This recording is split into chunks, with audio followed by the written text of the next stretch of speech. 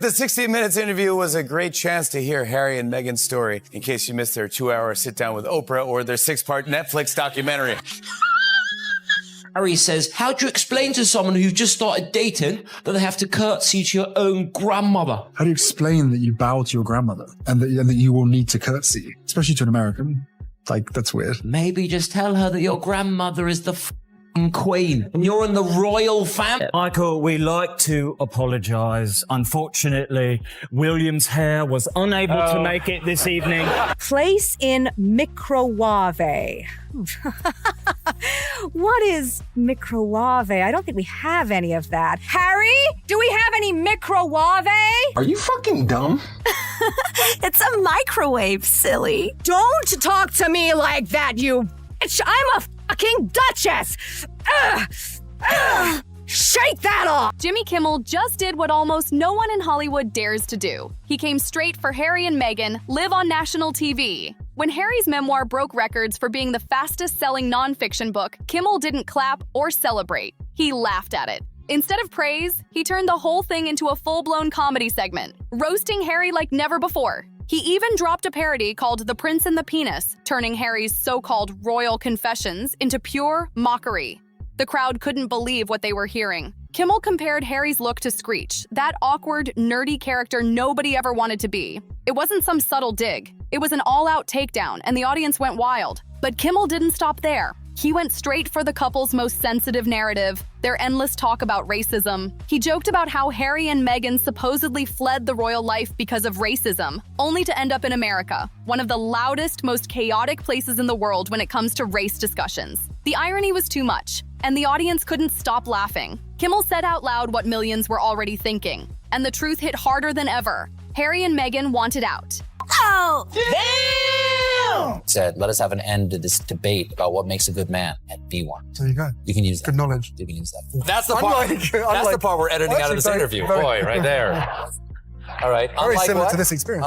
Unlike what? That's right. You carry on. You were doing great. You were doing great. No, you're doing great.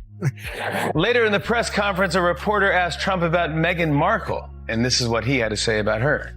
I'm not a fan of hers, and she probably has heard that, but I wish a lot of luck to Harry, because he's going to need it. Wow. Who had Meghan Markle on their random Trump insults bingo card? Anyone?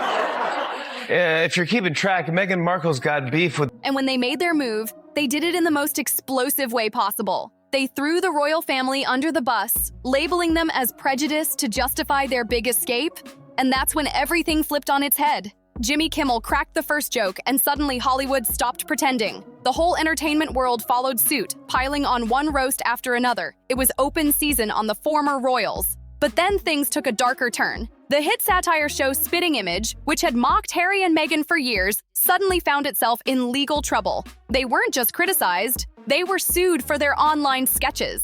And almost overnight, their videos disappeared, gone without a trace, as if someone powerful wanted the entire thing erased. The timing was suspicious, and whispers started spreading about who might have pushed that lawsuit behind the scenes. But before we get into that, let's talk about how late-night TV turned on them, one host after another. Next came Jimmy Fallon, and he didn't hold back either. He roasted Meghan over that bizarre pretzel bag moment, the one where she poured pretzels from one bag into another, acting like she just invented some revolutionary lifestyle hack.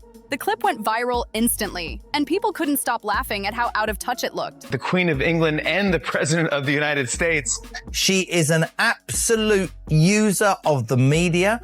She uses every conceivable way to try and play the victim and score points. Harry, you're such a moderate achiever. How do you stay at the top of the middle of your game? An early start's important, so my butler Perkins gets up at 5 a.m. and does a 10K. Prince Harry, whose memoir just broke the Guinness record for fastest-selling nonfiction book of all time. They're now releasing a version for kids. I don't know if you know about this. It's a twist on The Princess and the Pea. It's called The Prince and the Penis, and it's, What? What the fuck? Oh, I really am a middleman for jars of jam and tiny yogurts. What? He works for Meghan Markle. Yes. Really tiny jams. Influencers jumped on the trend, making parodies of Meghan's Netflix-style moments. All those slow-motion scenes of her living the perfect life. They mocked her for glamorizing something as simple as pouring snacks or arranging flowers, turning her aesthetic routines into viral comedy gold. Then came the over-the-top water ceremony, with floating petals and soft music, as if regular tap water wasn't worthy of Meghan Markle's world. The internet didn't hold back.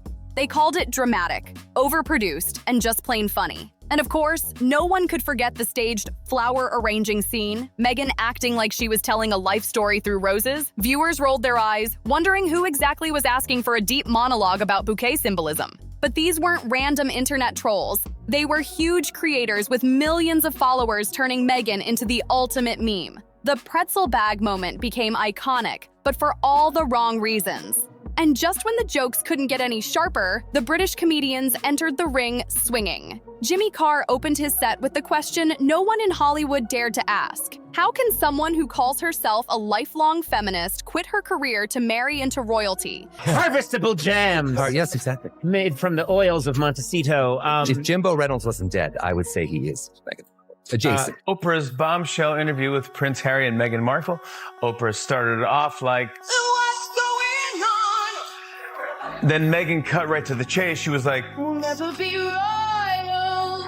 So she and Harry packed their bags and told the royal family, bye, bye, bye. Fortunately, Tyler Perry gave the couple a place to live. He was like, "Oh, won't you stay with me?" No more. The hypocrisy was impossible to ignore. Then Carr went straight for the jugular, dragging out the one scandal Harry wishes everyone would forget.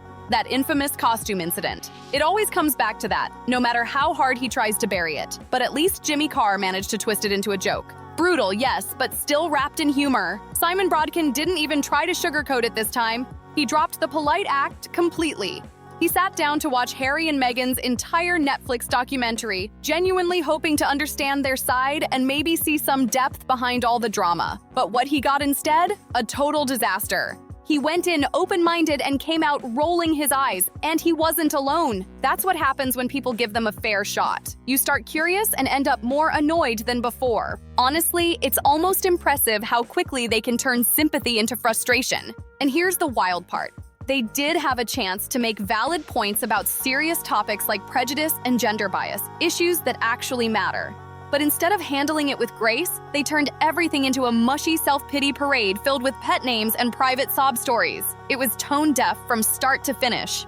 Viewers joked that the documentary was so unbearable, they'd rather face the security threat Harry kept warning about. That's how over the top it was. Then came Kelly Osbourne, and she didn't hold back one bit. She called out Harry's endless poor me routine like a pro. Or following Granny's rules. You sure about that? If I want to play polo in my living room, who's gonna stop me? Stop that. Right away, Megs. Another big revelation was that Meghan said that she and Harry actually got married 3 days before the royal wedding. Great, now I feel like a fool for waking up at 5 a.m. to watch two married people get married. Harry, get your limey ginger ass down here and clear this up! Saying what everyone was already thinking. Everyone's got problems, Harry. You're not special. The crowd loved it because someone finally said it out loud. And then Kelly went straight to the point everyone avoids but secretly gossips about. You can't show up to a party in that kind of costume and then expect the world to see you as a humanitarian hero later on. Life doesn't work like that, and people haven't forgotten. The British public wasn't just tired, they were flat out done. But the roasting didn't stop there. It climbed straight to one of the biggest comedy stages on the planet, Saturday Night Live. SNL took direct aim with laser precision, and the jokes hit harder than anyone expected. They poked fun at Meghan's acting past, saying not even toddlers could stay awake watching Suits. The audience howled, and you just know Harry saw that clip somewhere and cringed. But the jokes didn't slow down, they only got sharper. The writers mocked Meghan's overplayed, I didn't know narrative, like pretending she had no idea what royal life meant, or that she'd have to curtsy to the Queen. The audience laughed because it was ridiculous, and Stephen Colbert piled right on top of it. Colbert, always quick with a sting, delivered one of the funniest reality checks of all time. He joked that Meghan acted shocked to discover royals live in castles, as if she thought they were just another influencer couple in matching sweaters. His roast was funny, but it also exposed how fake her clueless act really looked. Then Colbert took it a step further, handing her a homework list of royals to Google, including her own husband. It was savage but hilarious. The message was clear. Do your homework before you start rewriting royal history. And that's how Colbert finished her off. Mystifies scientists. Number one question. Mystifies scientists. Is there life on another planet? Oh no. Why does Meghan Markle make her own pretzel bags? They don't know why. That's interesting. She takes it from one bag and puts it in another bag. It's another bag. And that confuses people. This, we're just gonna put into a different bag. It was peak rich and clueless behavior, and the internet pounced instantly. I read that Harry and Meghan met on a blind date. Here's how they planned it. Meghan was like, I'll be wearing a blue shirt. And Harry was like, I'll be Prince Harry. Influencers smelled an easy win and started pumping out parody videos of Meghan's Netflix-style lifestyle moments. My name is Megan Sussex now. Call me. With pure comedy that cut right to the truth. He didn't need insults or hate, just humor and facts. Meghan's I didn't know act wasn't innocence. It was performance. And by the end, the crowd was crying with laughter. Her whole real and authentic act didn't just flop. It crashed and burned with sirens blazing. The public saw right through it, and soon the mockery went from light teasing to full-blown spectacle. After Harry and Meghan quit royal life, even Madame Tussauds in London couldn't resist joining in. They pulled the couple's wax figures from the royal family display, and Conan O'Brien took that moment and ran wild with it. He imagined all kinds of ridiculous places those wax statues might have ended up, from theme parks to random tourist traps. He even brought out a museum worker character who was creepily obsessed with the wax figures. A bit so bizarre that the audience didn't know whether to laugh or cringe. It ended with a punchline that left everyone squirming and laughing at the same time. Pure chaos on stage. But the embarrassment didn't stop there. Trevor Noah jumped in next, bringing up one of Harry's most awkward moments. The time he was caught on camera trying to pitch voiceover work for Meghan to Disney executives at a movie premiere. The whole situation looked desperate. Prepare water for my guests. Some water that I got from the spring in my backyard. Whatever you do, don't use tap water. I'm just gonna sneak a taste. You flower petal. H is always calling water water. Meghan Markle is, of course, a lifelong feminist, which she's demonstrated by marrying a prince and giving up her job. Once upon a time, royal marriages forged political alliances. Now, Harry was out here asking for cartoon gigs and podcast deals. The downgrade was so dramatic, it barely seemed real. Their once grand image had shrunk into something Hollywood could barely take seriously. Even their Netflix content, which was supposed to cement their brand, turned into meme fuel. Family Guy nailed it with a single line that summed it all up. Millions from Netflix for content no one could explain, and sponsorships worth more than most people's yearly salaries. It was brutal and accurate. And remember that puppet show we mentioned earlier, Spitting Image? The one that mysteriously vanished after some legal trouble? Well, now you'll see why it disappeared. But before that, let's talk about the comedian who went even harder than anyone else. Godfrey didn't just make jokes, he went straight for the core of Harry and Meghan's entire narrative. He said what a lot of people were already thinking, but were too cautious to say out loud. Meghan acting shocked that the royal family, arguably the most historically white family in existence, had curiosity about her background was almost comical. What did she expect? He said, hitting the crowd with the uncomfortable truth. Then Godfrey dropped the line that made everyone stop. He said that wasn't racism, it was human curiosity, twisted into a weapon for her ongoing victim storyline. He claimed Meghan turned normal questions into emotional ammunition for sympathy, and the audience couldn't help but react. He didn't stop there. Godfrey even called out her latest sit-down with Jamie Kern-Lima, where Meghan once again leaned into her overwhelmed Duchess persona, talking about her busy life, her heavy responsibilities, and her endless challenges. Folks, don't know how to break this stew, H. But if you weren't in the royal family, M wouldn't be with you. In Meghan Netflix documentary. Now, I'll be honest with you, before I watched it, I was not a fan of theirs. But now I've actually heard their side of the story, I hate them. He mocked the photo ops, the too busy routines, the podcasts no one listens to, and her clinging to the royal title she claims to despise. It was ruthless, but people couldn't deny there was truth buried in the comedy. And it wasn't just comedians calling them out anymore. Even regular people in their circles started backing away. Remember when Meghan went to that yoga studio in New York? That should have been a quiet moment, but instead it turned into another PR spectacle. She walked into Moto Yoga, where regulars go to unwind, and within minutes, the calm atmosphere was gone. What was supposed to be a peaceful class turned into a full-blown circus. Whispers, cameras, chaos. One person just wanted to relax, while Meghan acted like every stretch was another scene in her personal documentary. It's like she can't switch off the performance mode. At that point, the mockery wasn't limited to talk shows anymore. It was everywhere. The public had grown tired of the act, and even casual moments became meme material. Then came what fans called the final blow. Spitting Image's legendary Meghan takedown, their parody called With Love. Meghan was so brutal, it didn't just roast her, it obliterated her image. The sketch tore apart her Netflix show with precision, mocking every fake smile, every overproduced scene, and every so-called authentic moment that screamed staged perfection. The soul food moment in particular became the most talked about scene, because it exposed exactly what the show really was. A masterclass in performance disguised as sincerity. The parody hit so close to home that soon after, most of Spitting Image's Meghan and Harry clips disappeared from YouTube. Complaining that to pay for their own security, they were not happy about that. Yeah, they were very worried about their safety, which I get that aspect of things after 6 episodes. Even this one date with Meghan as the night, let me quote you here, me and M pulled the pin on a fun grenade. Entire videos were wiped, and the team even had to upload an explanation saying why their content suddenly vanished.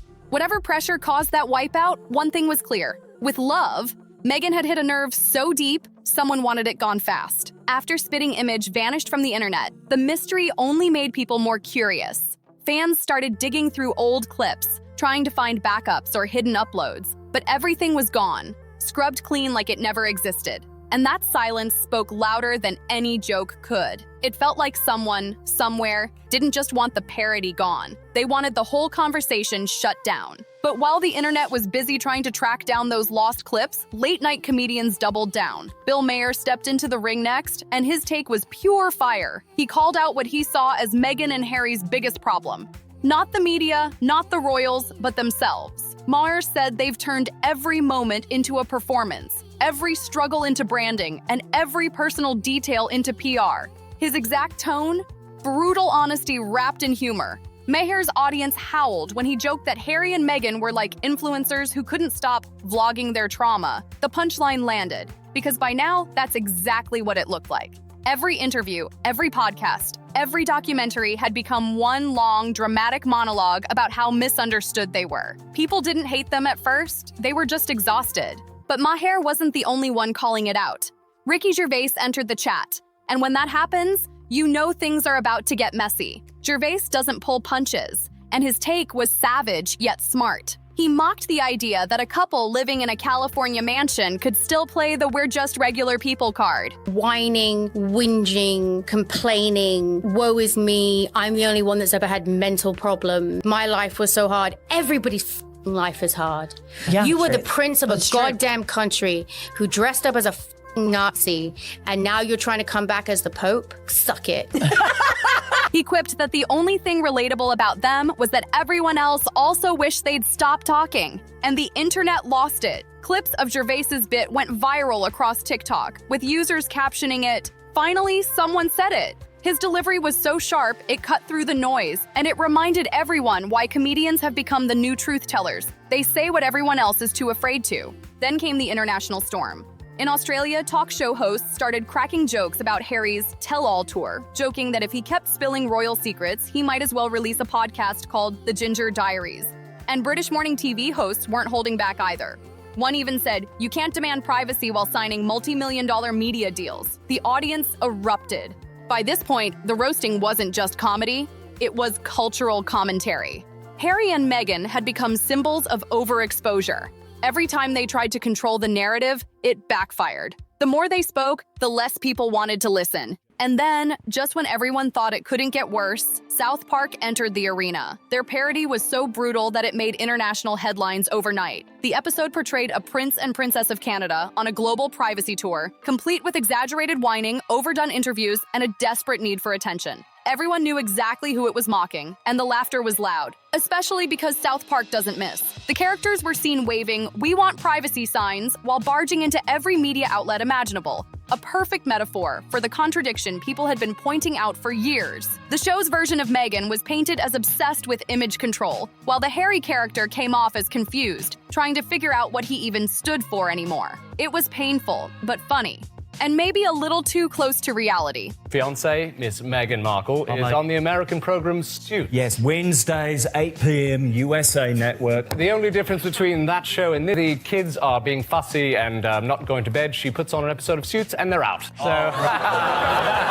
what are you doing? Ow! Stop! Within hours, social media exploded. Hashtags like hashtag South Park Harry and Meghan started trending, with users calling it the roast of the century. But surprisingly, there was no public response from the couple. No tweets, no statements, no lawyers, nothing. For the first time, silence. And that silence made the moment even bigger. Behind the scenes, rumors swirled that the episode had hit a nerve, but their team decided not to escalate it. Maybe they realized fighting back would only make it worse. Because by now, their image wasn't being hurt by gossip, it was being buried by humor. Even Family Guy circled back with another quick jab months later, this time poking fun at the couple's content empire. Peter Griffin compared their Netflix deal to getting paid millions to complain on camera, and the internet once again exploded in laughter. These weren't isolated moments anymore. This had become a running pop culture theme. But what's wild is that every new attempt by Meghan and Harry to reclaim control seemed to only deepen the mockery. When Meghan launched her podcast, critics said it sounded overly scripted and too focused on herself. When Harry released another memoir-style interview, even fans admitted it felt repetitive. The same complaints, just rearranged. And then came their red carpet return attempt, the one that was supposed to mark their big Hollywood comeback. It was meant to remind everyone they were A-listers again, but instead it turned awkward fast. Reporters asked questions they didn't want to answer, and body language experts online immediately started dissecting every nervous glance. It was the exact opposite of what they wanted. Another meme moment instead of a moment of glory. By the time Tom Bauer chimed in, saying publicly that the Hollywood fairy tale is over, even former supporters began agreeing. Their story had lost its magic. Oh, just shave it, Will. Okay, just shut up about the hair. What hair? Oh, I'm sorry. I'm sorry. I made him mad. The monarchy, what did you think it was going to be like? Well, I didn't do any research about what that would mean. You didn't do any research? No. I've never looked up my husband online. What was once a royal love story turned into a cautionary tale about fame, overexposure, and the illusion of control. And through it all, one truth became impossible to ignore. Comedy had become their biggest enemy. Not because it was cruel, but because it was honest. Each joke, each roast, each parody held up a mirror that forced the world to see what the couple couldn't. That maybe the problem wasn't the tabloids or the royals, maybe it was them. As one critic put it bluntly, if everyone's laughing, it's not a conspiracy, it's a pattern. And now, after years of documentaries, interviews, and spin, that pattern is clear. What started as a rebellion against royal control turned into a never-ending PR machine that ran out of gas. With the world watching, laughing, and finally moving on. Everything they touch somehow becomes a luxury production, even the most ordinary, everyday things. Taking something simple, like a packet of chips, and turning it into a 5-minute cinematic moment with soft lighting and slow-motion shots. That's the Meghan effect. Normal life turned into a staged lifestyle fantasy. The parody writers saw right through it, and they went in hard. They mocked every single part of her show, the overly dramatic breathing exercises, the poetic flower arranging, the perfectly framed tea rituals. Every bit of it screamed, "Look how special I am," instead of showing anything truly authentic. The vibe wasn't relatable, it was performance art dressed up as self-care. And that's exactly what made the satire sting so much. Spitting Image didn't just make jokes, they exposed the contradiction at the heart of With Love, Meghan. The show was supposed to be about growth and mindfulness, but it ended up feeling like one long commercial for expensive candles and filtered Instagram moments. The harsh truth? The audience could tell it was fake. And if you don't Google things, you're the only person I can show this to. It's a cat who plays the electric piano. Curious what they did with Harry and Meghan's wax figures, so I found a museum employee who's temporary. The parody hit so close to home that Meghan's team reportedly wasn't laughing. The timing of those videos disappearing online wasn't random. Many believe it was strategic. Someone wanted those clips gone. And let's be honest, it wouldn't be the first time something like that happened. Remember the South Park episode that roasted their worldwide privacy tour? Meghan and Harry allegedly weren't amused. The creators got requests to take it down, but that didn't happen. South Park doesn't bend to pressure. They're too iconic, too untouchable. But Spitting Image? That's a smaller show. Easier to push, easier to silence. And just like that, their entire set of royal sketches vanished from YouTube. That's why the disappearance raised eyebrows across social media. Fans began piecing together clues, comparing upload dates, and noticing patterns. The more they dug, the clearer it became. Someone definitely didn't want those brutal parodies staying online. And you can see why. With Love, Meghan was supposed to mark her big comeback, a chance to redefine herself beyond the drama. Instead, it became a meme factory. Critics didn't see a woman healing or evolving. They saw someone trying too hard to curate every breath, every smile, every shot. It was all control. No connection. Then came the worst part. Instead of learning from the backlash, Meghan spun the failure as a new direction. Suddenly, doing less content was being marketed as personal growth. But audiences weren't buying it. It looked like damage control dressed up as inspiration. Meanwhile, Harry wasn't helping the situation either. His interviews kept circling back to the same themes: pain, rejection, and privacy, while being filmed under studio lights for global audiences. Every time they tried to shift gears, they ended up back in the same lane: overexposed, overdramatized, and totally out of touch. The couple had a real opportunity to rebuild their image. They are in a loving home, and I treat them better than the museum ever did. They didn't appreciate Meghan's soft hands. Now it's like, my wife actually does a pretty good Timon. You should hear her. Come on, baby, do the thing. Hakuna. They could have stayed quiet, reconnected with their causes, and shown genuine humility. But instead, they doubled down on lawsuits, brand deals, and lifestyle showcases no one asked for. Each attempt to control their narrative only made things worse. The irony is wild. The more they tried to silence critics, the louder the backlash grew. Every joke, every roast, every deleted clip became proof that they couldn't take the heat. And nothing kills credibility faster than being seen as thin-skinned while preaching about authenticity. Even some of their former supporters started stepping back. Fans who once defended them now say they feel tired. You can only cry unfair treatment so many times before people start wondering if maybe, just maybe, the problem isn't everyone else. That's the tragedy of it all. From Netflix for no one knows what. Put it with the rest of them. Babe, time to do our daily $250,000 sponsored Instagram post for Del Taco. I shouldn't have left the made-up nonsense. Television. Do you have a Netflix account? Yeah, it's got about $9 million in it. Meghan and Harry had public sympathy once. The world was ready to root for them, to see them rise above the drama. But somewhere along the way, it turned into a never-ending performance. And now, instead of being seen as inspiring, they've become symbols of overexposure, celebrities trapped in the spotlight they chased. If there's one lesson to learn here, it's that trying to control the internet never works. The harder you try to erase something, the faster people find it. Spitting Image may have been silenced, but its message survived. A reminder that the public can always spot the difference between sincerity and self-promotion. So, what happens next for Harry and Meghan? Honestly, unless something changes, they're on a path that looks more like self-sabotage than reinvention. I can't believe they were racist. Wait, the whitest family on the planet, the original motherfuckers. I wanted to know what color the kid would be. I did too. I was like, he's gonna be super light skinned?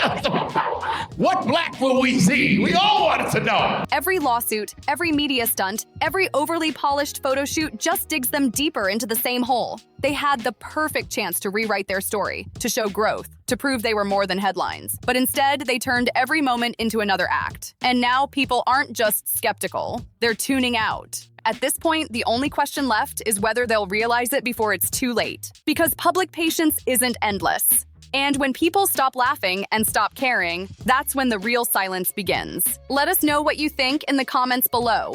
Do you believe Meghan and Harry can ever bounce back, or has the world moved on for good? Don't forget to like, subscribe, share, and drop your thoughts below. We want to hear your take on this royal roller coaster. See you on the next one.